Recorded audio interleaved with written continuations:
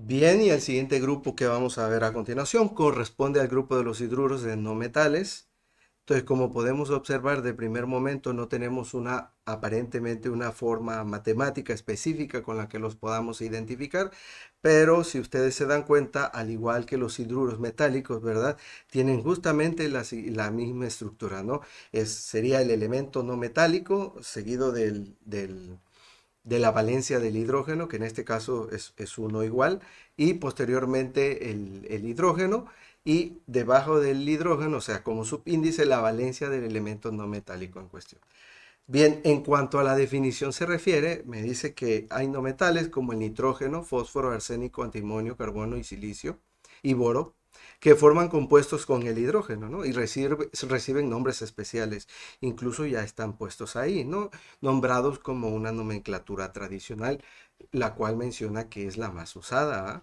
Bien, entonces menciona también la literatura que el nitrógeno, fósforo, arsénico y antimonio y el boro funcionan con valencia 3, mientras que el carbono y silicio lo hacen con valencia 4, ¿no? Y entonces yo me puedo dar cuenta de eso que está mencionando el texto ahí, precisamente porque veo al nitrógeno, fósforo, arsénico y boro justamente con valencia 3, porque recuerden ustedes que ese valor numérico que está escrito abajo del hidrógeno, es decir, como su subíndice corresponde a la valencia directamente del compuesto en cuestión, del elemento no metálico, para efectos de estos compuestos, ¿no? De los hidruros.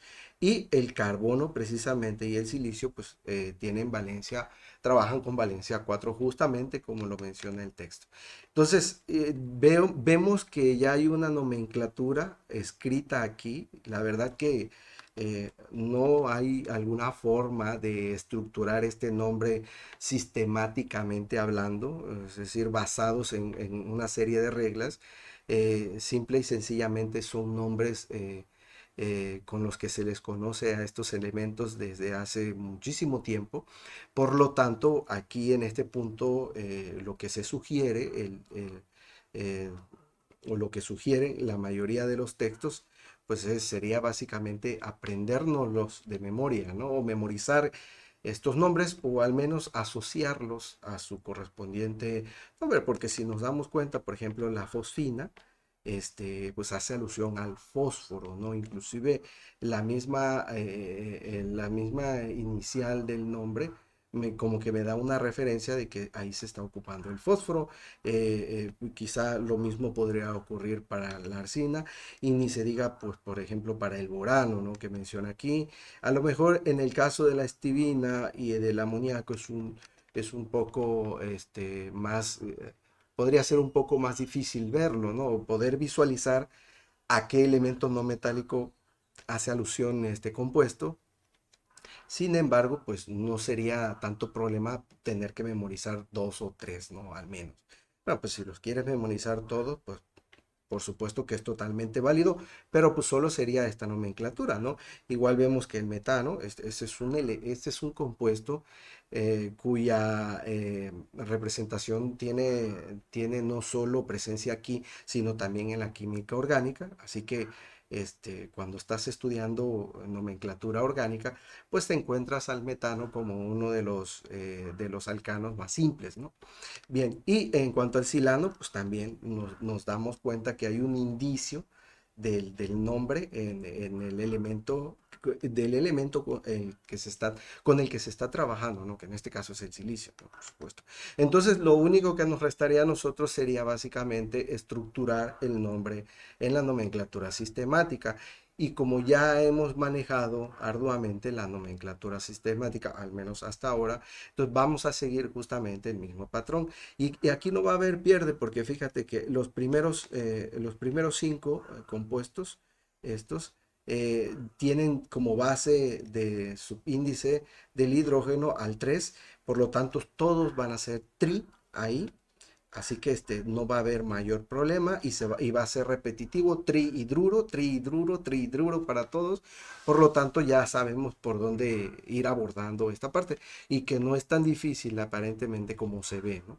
Bien, entonces empezamos con el primero. ya mencionamos que aquí iría el prefijo numeral tri, correspondiente a este 3, por supuesto, que se encuentra como subíndice del hidrógeno. Entonces sería la palabra hidruro, por supuesto, porque son hidruros de no metales. Hidruro seguido de la preposición de, eso lo seguimos manejando así. Y pues aquí debería de ir mono, porque es el subíndice que acompaña al elemento no metálico, pero pues ya hemos aprendido también que el mono ya, la verdad, a estas alturas ya no es necesario escribirlo, sobre todo porque aquí no hay ningún tipo de simplificación, al igual que los hidruros metálicos que vimos anteriormente, ¿no? Entonces, con simplemente poner el nombre del elemento no metálico en cuestión, que sería trihidruro de nitrógeno, ¿no? Ese es el caso para el primer compuesto. Aquí nos falta. Bueno, para el siguiente compuesto ya habíamos mencionado que vamos a utilizar justamente la misma base trihidruro, ¿sí? Toda vez que este 3 que se encuentra como subíndice del hidrógeno, pues hay la necesidad de ponerle el prefijo numeral griego correspondiente al mismo. Entonces es tri, hidruro, seguido de la preposición de y el nombre del elemento no metálico en cuestión, que en este caso es el fósforo, ¿no? Fósforo. Trihidruro de fósforo, por lo tanto el siguiente también ya sabemos que va a ser trihidruro hidruro de y seguido del el elemento no metálico en cuestión, que en este caso es el arsénico, AS, por lo tanto es trihidruro de arsénico. Bien, entonces el siguiente compuesto también va a ser trihidruro, por supuesto, ¿verdad? Si ya vas identificando, ¿no? Por este 3, por eso lo nombramos como tri. Y la palabra hidruro proviene de la estructura del compuesto, que es no metal e hidrógeno, ¿no? Son compuestos binarios, es decir, formados de dos elementos, ¿no? Seguido de la preposición de aquí, entonces, de y el nombre del elemento no metálico, que en este caso es el boro, ¿no? Bien, el siguiente compuesto también va a ser trihidruro. Habíamos mencionado que los primeros 5, entonces trihidruro de sería antimonio, ¿verdad? Antimonio. Nota que ya no estamos poniendo en ninguno de estos compuestos mono, nitrógeno, mono, fósforo, mono, arsénico, porque no es necesario, ¿no? Vuelvo y repito, de esto ya hemos hecho alusión desde los primeros videos inclusive, correspondientes al tema, por supuesto. Bien, para el siguiente grupo de compuestos, es decir, los últimos dos que quedan, yo me doy cuenta que ya cambia el 3, ya no es 3, sino es 4.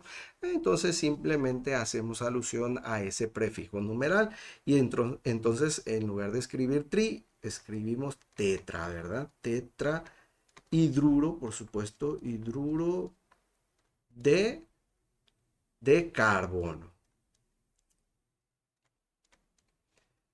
Carbono. Y para el último, por supuesto que también va a ser tetrahidruro de silicio.